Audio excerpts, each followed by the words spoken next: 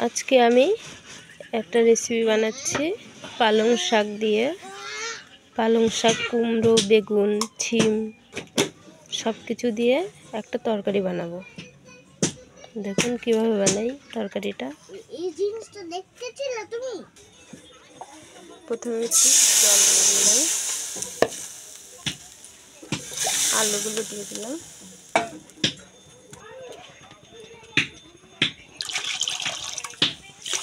একটু জল দিয়ে দিলাম।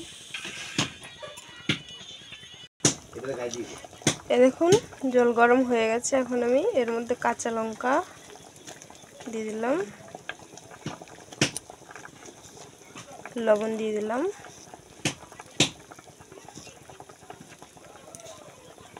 হলুদ দিয়ে দিলাম,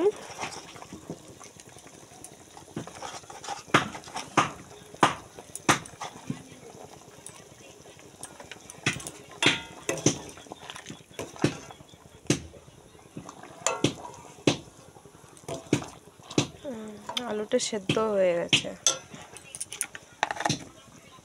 এখন আমি এই সবজিগুলো এর মধ্যে দিয়ে দিচ্ছি।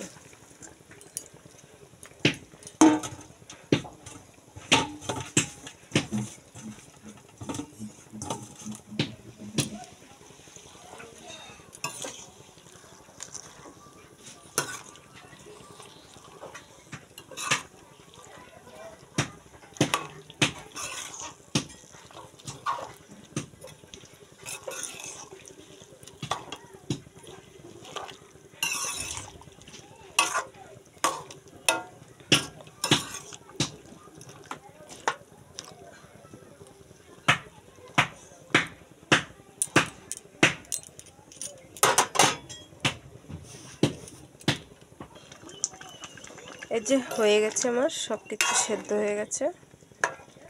এখন এটাকে ফোড়ন দিয়ে দেবো। এখন এটাকে তুলে ফোড়ন দিয়ে দেবো।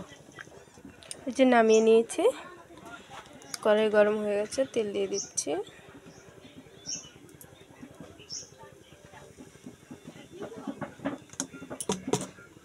তেল দিয়ে দিলাম, এর মধ্যে আমি দিয়ে দেবো সর্ষে ফোড়ন।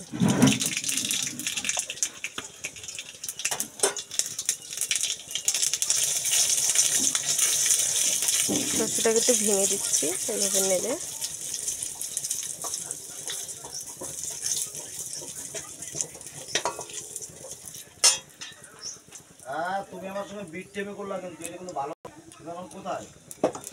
হয়ে গেছে ভাজা, একটু ঢেলে তরকারিটা।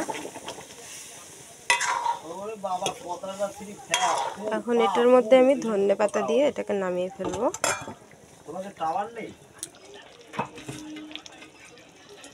এই যে ধনেপাতা দিয়ে দিলাম।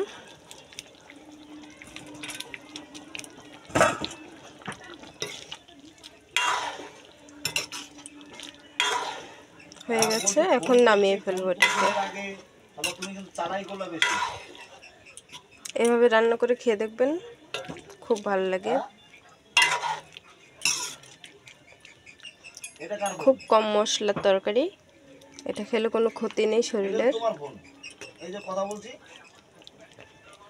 গ্যাস হবে না। এটা খেলে বেশি মশলা জিনিস খাওয়া ভালো না, কম মশলা দিয়ে খাবার খাবেন, তাহলে শরীর ভালো থাকবে। ভিডিওটি যদি ভালো লাগে লাইক, সাবস্ক্রাইব, কমেন্ট করে দেবেন আর শেয়ার করে দেবেন।